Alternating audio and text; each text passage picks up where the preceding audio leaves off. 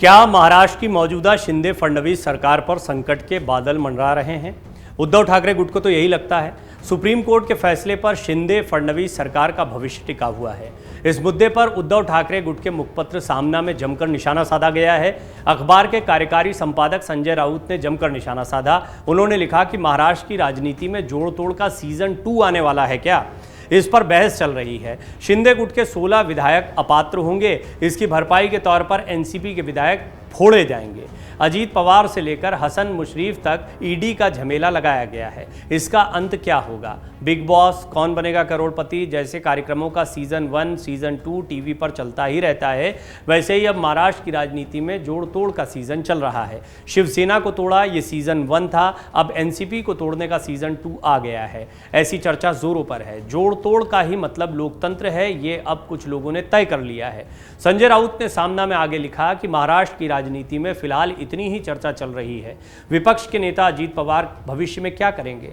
15 विधायकों के साथ वो बीजेपी में शामिल होंगे? ऐसा अयोध्या में गए शिंदे और बीजेपी के विधायक छाती ठोक कर कह रहे थे। इन सब पर स्पष्ट खुलासा अजीत पवार को ही करना चाहिए।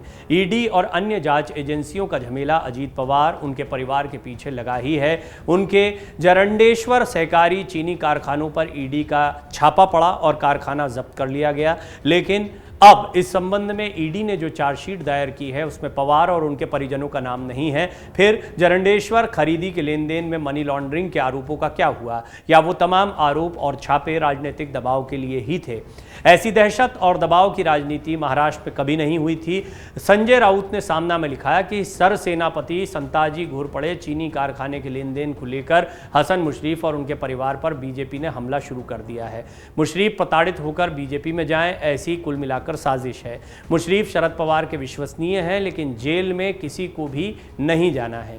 एकनाथ शिंदे को भी जेल में नहीं जाना था, इसलिए उन्होंने बीजेपी का मार्ग स्वीकार किया। वो सीधे बेईमानों के सरदार बन गए। संजय राउत ने कहा कि मंगलवार की शाम उद्धव ठाकरे के साथ शरद पवार से मिला। उन्होंने कहा किसी को भी मन से छोड़कर नहीं जाना है, लेकिन परिवार को टारगेट किया जा रहा है। किसी का कोई व्यक्तिगत निर्णय लेना होगा तो वो उनकी समस्या है, लेकिन पार्टी के तौर पर हम बीजेपी के साथ जाने का निर्णय नहीं लेंगे। पवार ने एक अच्छा मुद्दा रखा। आज जो डर से पार्टी छोड़ रहे हैं, मैं उनसे कहता हूं, आपके बीजेपी में जाने से टेबल पर रखी फाइल कपाट में जाएगी, लेकिन ये ईडी सीबीआई की फाइलें कभी बंद नहीं होती। कुल मिलाकर संजय राउत ने इस सियासी हमले से बता दिया कि महाराष्ट्र में बड़ा सियासी उलटफेर होने वाला है और यही कारण है कि इसी के साथ उद्धव ठाकरे ने भी एकनाथ शिंदे को निशाने पर लिया। उद्धव ठाकरे ने तो राज्य की शिंदे फडणवीस सरकार को अपशकुनी सरकार तक करार दे दिया।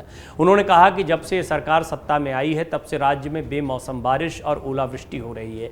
राज्य बर्बादी की ओर जा रहा है। बढ़ती महंगाई और बेरोजगारी से ध्यान हटाने के लिए धार्मिक मुद्दों को हवा दी जा रही है। उद्धव ठाकरे से पहले सभा को कांग्रेस के प्रदेशाध्यक्ष नाना पटोले, पूर्व मुख्यमंत्री पृथ्वीराज चव्हाण, एनसीपी के प्रदेश अध्यक्ष जयंत पाटिल, पूर्व गृह मंत्री अनिल देशमुख, सुनील केदार आदि नेताओं ने भी संबोधित किया। एनसीपी नेता अजीत पवार मंच पर मौजूद थे, लेकिन उन्होंने सभा में भाषण नहीं दिया था।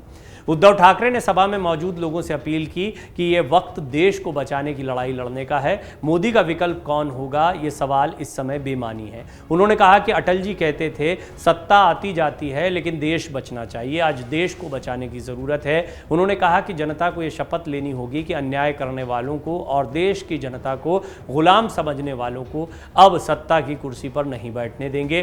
अब आपने महाविकास अघाड़ी के नेताओं के सियासी हमले से अंदाजा लगा लिया है कि महाराष्ट्र में बड़े सियासी उलटफेर की संभावनाएं हैं, लेकिन यहां पर अजीत पवार की खामोशी भी कई सवाल पैदा कर रही है। ऐसे में देखना दिलचस्प होगा कि आखिर अजीत पवार क्या फैसला लेते हैं। मन से उजाला कर चले, मन से उजाला कर चले।